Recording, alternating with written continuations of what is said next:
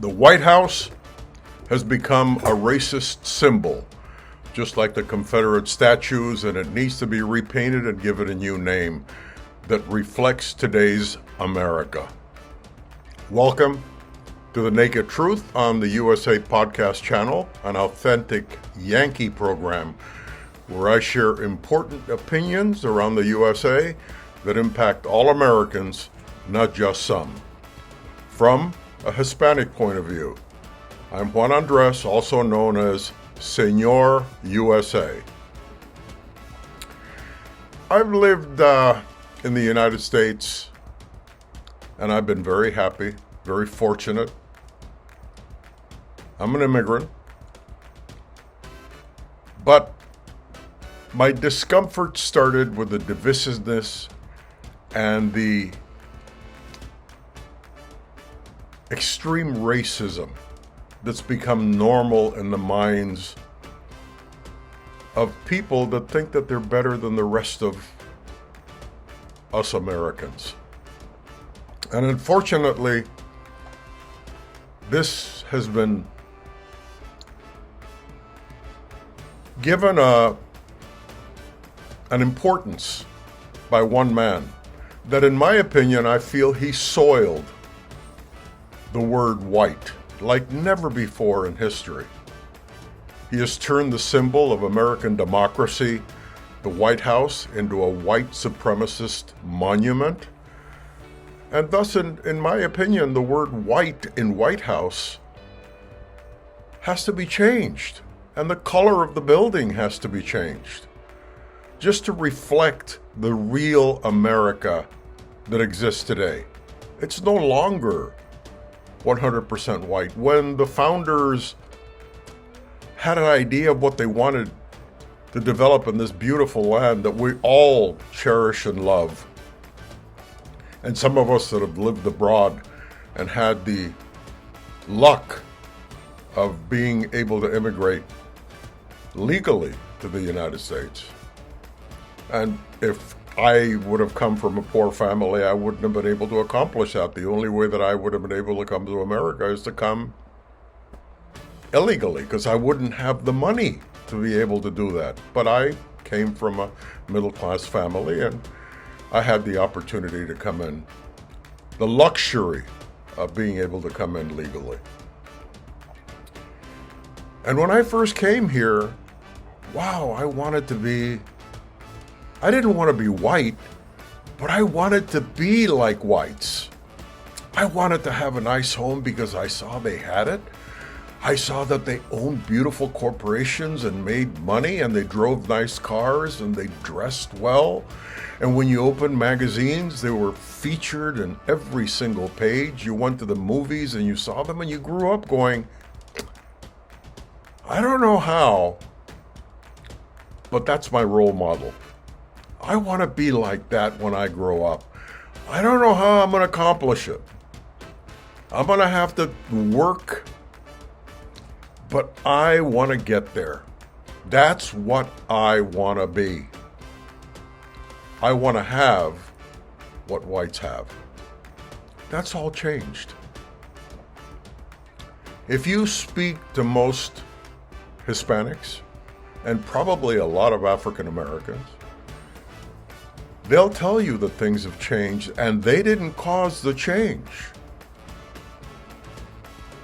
The change came from outside our communities. We're peaceful people. What have you ever heard of a Hispanic uprising? In all the years that you've ever thought of, you ever heard of Hispanics burning down buildings or causing anybody any duress? I mean, in every society, there's going to be a few problematic people. They get arrested and they get processed and they get deported, or they get whatever they deserve, and rightfully so, because it happens in every society. But generally, as a whole, you've never heard of Hispanics going down the street and threatening people and shooting people, and like I've seen on television, of whites going down the street with, military style arms, shooting people in the middle of the street with some excuse that because they were causing problems to property, that now you have the right to kill them? And then the leaders in the country. You know, I was okay with everything until I saw a man coming down an escalator one day using language that offended me.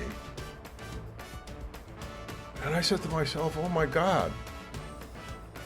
You know, this one man first soiled the image of democracy on June 1st, 2020, when he had law enforcement remove and gas peaceful minority blacks and brown protesters from Lafayette Park in Washington, D.C. So this one man could have his picture taken holding a Bible in his hand in front of St. John's Episcopal Church. You know, it's just ridiculous. Ridiculous that this is allowed to happen. But when you give power to people that don't know how to respect power, that abuse it and use it for the personal gain, it causes a tremendous amount of problems in the country, and it divides the whole nation. Slowly, what's happening within the minority community is that the word white is slowly becoming the N-word that many Hispanics are using. And that's sad, because it used to be a glorious word. Everybody wanted to be like the predominant culture in the country. And that's slowly eroding. You don't know how this changes everything for centuries to come if we don't put a halt to all this divisiveness and what I consider personally evil. That day, the removal of black and brown minorities so white man could have his picture taken is as racist as the Confederate statues that are slowly being removed throughout the country. And not only because they're offensive to the people that suffered during the Confederacy, but stop to think of it, because it continues to give present-day supremacists a symbol of superiority that must be taken away. You know, however, I think it's necessary that it be taken away from them, so they can come to the realization that they're no longer supreme. They're Americans. And America is a melting pot. It's all of us. It's America united. Not a supreme group of people trying to dominate the rest. That's not the America that everybody's been fighting for a long, long time. The colonists fought with the suppressors, Britain, United Kingdom, because they were being suppressed. America has always been about trying to be better, trying to get equality, trying to get a just system of government that treats you properly. And that's what minorities want. The only thing is that we don't cause revolutions like initially the founders of this country had to, because they were fighting a nation. And we don't want to destroy the nation we love. We want to be part of it. But we're a melting pot nowadays. You know, as a servant of the people, this one man. We have to ask ourselves, what purpose did his Bible photo op serve to help the American people, other than show that he was a white symbol of supremacy? Just stop to think of it. What was the purpose? A religious purpose? He didn't even open it. He didn't even read a verse from it. It was just senseless. Just a show of power. To rile up his base. Shame on him. And the officials that enabled him to show to the world on July the 30th, 2019, how confused he was by mistakenly saying, "I am the least racist person there is anywhere in the world." Look it up. Look it up on Google if you want to. It's easy. It's easy to find that statement. I am the least racist person there is anywhere in the world. And also proclaiming that same day that the real racist was a man called Reverend Al Sharpton. He was the real racist.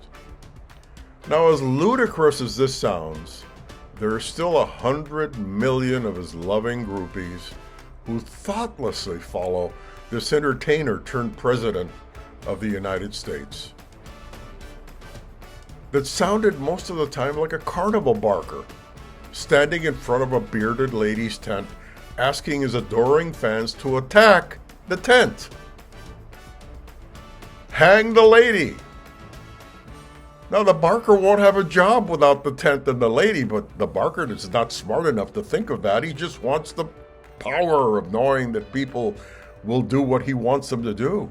He doesn't care what damage he causes, and he doesn't think of the consequences that he won't be able to make any money after the tent is burned and the bearded lady is hanged or disappears. He just wants his fans to attack. Who cares? Makes me feel good. Makes me feel powerful. And on July 2021, this same one white man soiled the word white in White House forever when he spoke at CPAC in Dallas, Texas. Listen to how he describes the White House as a symbol of white supremacy. We will take back the House. We will take back the Senate. And then, after witnessing all that has gone wrong in our country in such a short period of time, with our borders, with our economy, with crime, we will take back that glorious White House that sits so majestically in our nation's capital. Beautiful White House, that's small letters, White House, that beautiful White House. And it is the most beautiful house of all. Working together, we will make America powerful again. We will make America wealthy again. We will make America strong again. We will make America proud again. We will make America safe again. And we will make America great again. Thank you. Thank you. Now, you just heard what the president had to say. And in case you didn't have an opportunity to understand it or might have missed it, I will point it out. During his speech, if you can call it a speech, I call it carnival barking. But in any case, he described a beautiful White House on a hill. And that's all fantastic. We agree to that point. Where we don't agree is when he said White House with a small W. That is what they call a dog whistle. That's a sign for the people that know what that means to get all excited and root for him and jump up and down and feel good about themselves. Because when you take the capital out of white and the capital out of house, and you make it a small letter, White House, it means that it's a house for white people. And what he's alluding to is that there was a Negro president in there before. That's the dog whistle. And if you listen to what he said, he implies that he's not going to allow that to happen again. Now, you can listen to what he has to say again and check to see if you understand it the way I did. Most Hispanics do. And if you really listen to what he has to say and you listen to the reaction of the crowd, you'll understand that that's exactly what he was doing. And that's why you hear on television a lot of times the term dog whistle.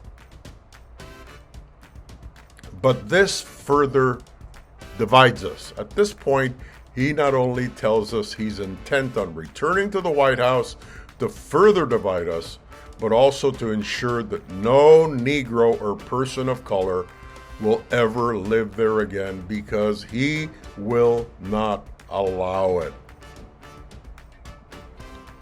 How dare him say he will not allow it? How dare him say that? You know, forget the fact that there's elections in this country, which the Republicans wants to change. They want to change the government to an autocratic government, which is basically the government telling the people what to do instead of the people telling the government what to do through their representatives. They want to reverse it all so they can have control. They can change the laws, and then all of a sudden, voting might be illegal, or they might set up a process where the vote doesn't mean anything, or they might turn around and say that anything's possible when you have leadership from the top down instead of from the bottom up, because it doesn't represent the bottom, which is over 330 million people. They will no longer count. But even beyond that, enslaved laborers participated at every stage of building construction, from the quarrying and transportation of stone to the construction of the executive mansion. Yeah, the White House. They worked alongside European craftsmen, white wage laborers, and other free African American wage laborers at that time. Stonemason Colin Williamson trained enslaved people on the spot at the government's quarry at Aquia, Virginia. Enslaved people quarried and cut the rough stone that was later dressed and laid by Scottish masons to erect the walls of the president's house. The slaves joined a workforce that included local white laborers and artisans from Maryland and Virginia, as well as immigrants from Ireland, Scotland, and other European nations. The May of 1795 payroll list lists the carpenters who worked on the president's house. And that's how we know. The government didn't own slaves. The government did, though, hire out enslaved laborers or hire enslaved laborers from their owners. And names like Peter without a last name, Ben without a last name, Daniel without a last name, and Harry without a last name were noted. And we know that they're slave because after those names came the information that said owned by James Hoban. Owned by James Hoban. So we know that they're slaves. We know that they participated. The White House Historical Association website says that when planners struggled to recruit European labor, they turned to African Americans, enslaved and free, to provide the bulk of labor that built the White House, the United States Capitol, and other early government buildings, not just that one. And up until the Civil War, all the servants at the White House were slaves. The government didn't pay for the employees. The president had to bring in his own, the people to serve him, and he paid for it out of pocket. So he brought his slaves with him up until the Civil War, up until Abraham Lincoln. In Michelle Obama's speech during the first day of the Democratic National Convention, one sentence in particular garnered more attention and controversy than anything else she said that day, or anyone else said that day. It upset people. And this is what she said. That is the story of this country, the story that has brought me to this stage tonight, the story of generations of people who felt the lash of bondage, the shame of servitude, the sting of segregation, but who kept on striving and hoping and doing what needed to be done, so that today I wake up every morning in a house that was built by slaves. The name white has to, in my opinion, be removed from the name White House.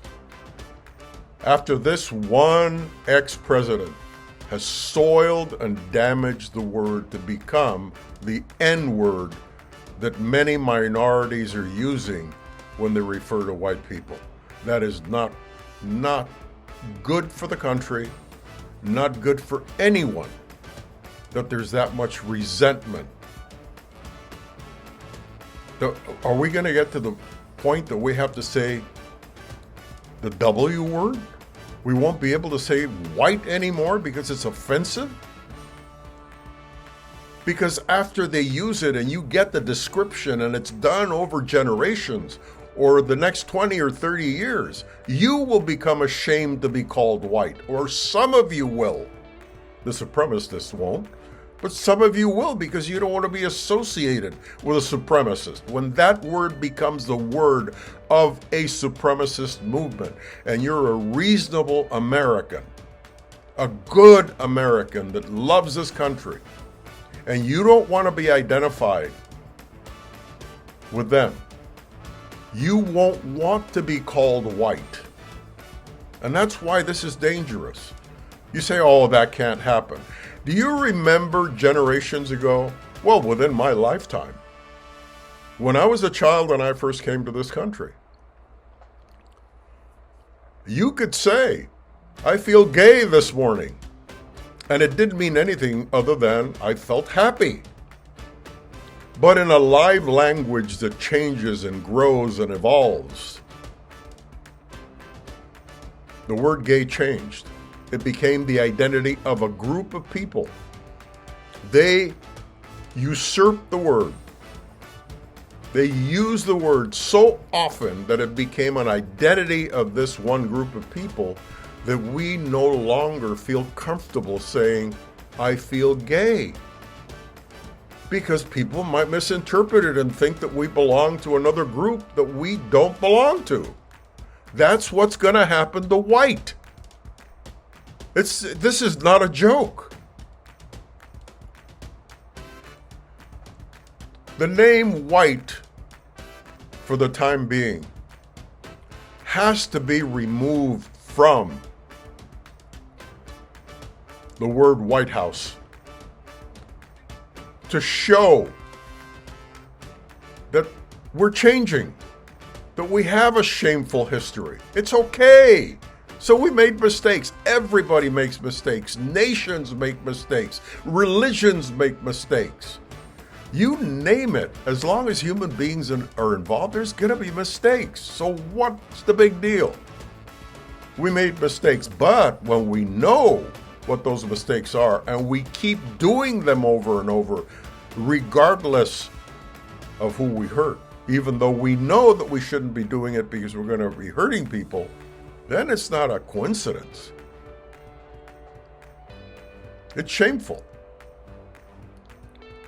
It's shameful that white supremacists, like the previous resident of this house, wants to continue propagating white supremacy.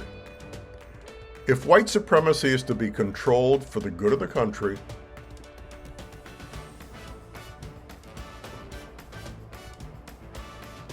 then its most racist symbol, the White House, must be renamed.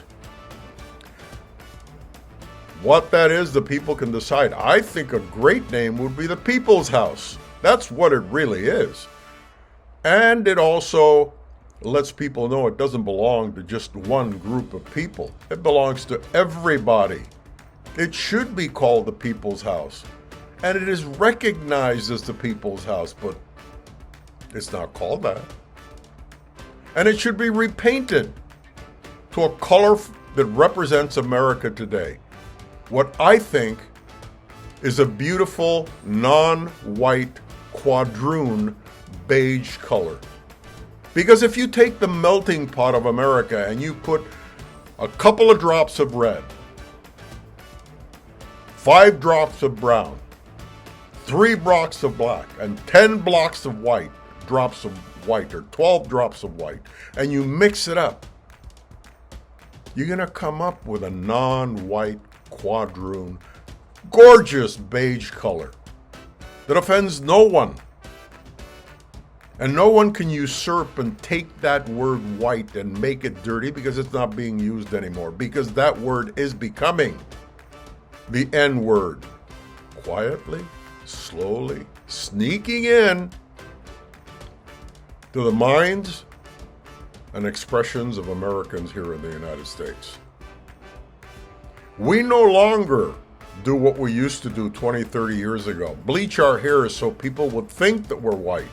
We no longer run to the grocery store and buy bleach to bleach our skin so we can be a shade lighter because we want to be like the people that lead this country and have made it successful. We're not doing that anymore. And less African Americans are straightening their hair so their hair can look like a European person. Less. There was a time when practically every black woman would do that. There was a time when practically every black man, especially if successful, would do that. Now they'd rather shave their hair than straighten it to look white, or at least resemble the hair of a white person. Have you ever stopped to think of that? Why is that change happening? Why the people that wanted to be as successful and look like me no longer want to do that? They don't want to dress like me anymore. They don't put on suits with ties, and they create their own clothing and then you copy them. You pull your pants down and show your underwear. Where do you think that started? It didn't start in the white community. Okay? Rock and roll. Where do you think the Beatles learned about their music? Where do you think the Rolling Stones learned about their music if it wasn't in the black community and the Hispanic community? Slowly, you are starting to adapt to who we are. But there's a group of 100 million people that don't let the process grow. Don't let the change come naturally to this country, which needs to happen.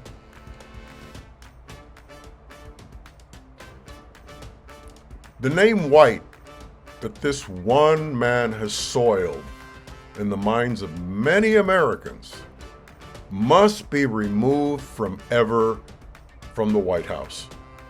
It should be called the People's House.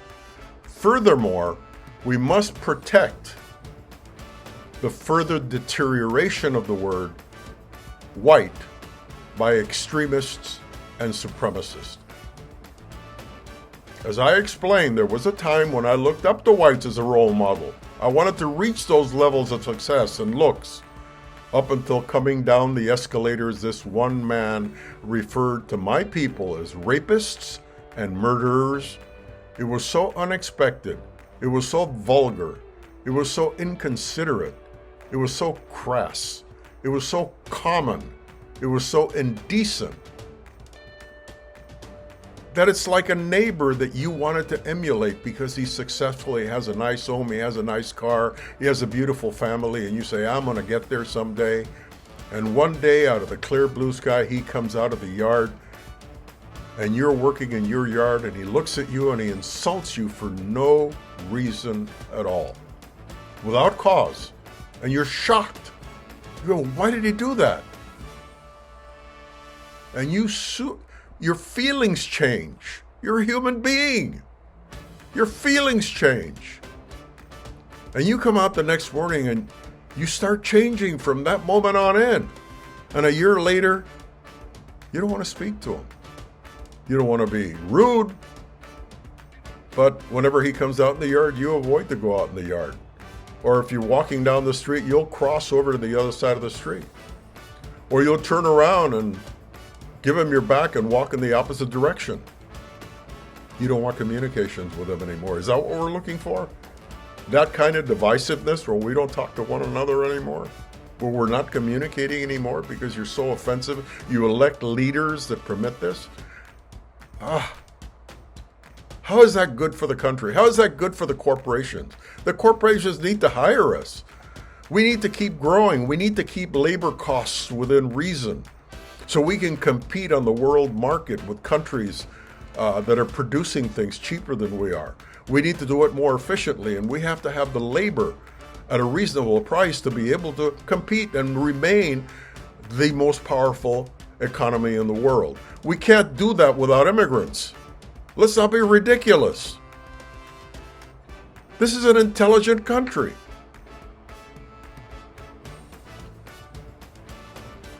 So here I am now looking at my neighbor as a foe.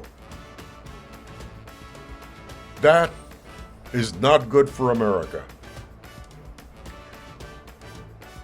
A good first step is rename the White House the People's House as it should be named, and change the color from white to a beautiful quadroon beige color that represents the melting pot of this country that is no longer 100% white. It never was, but when it was first established, only white males could vote. And all decisions were made on that basis. As politicians, they decided that they needed to please their constituency. And subconsciously, they made those decisions. Those decisions don't apply any longer. The country's becoming more divisive, and we need to protect it because we love it. You love it, and I love it. And we need to protect it. But we have to be considerate of one another. And we have to be mindful of what we used to do in the past that was acceptable, realizing that it no longer is. I'm Juan Andres, also known as Senor USA, a proud Hispanic American. On this program, The Naked Truth. This is an authentic Yankee program. Thank you for listening to me, and see you next time on the next program.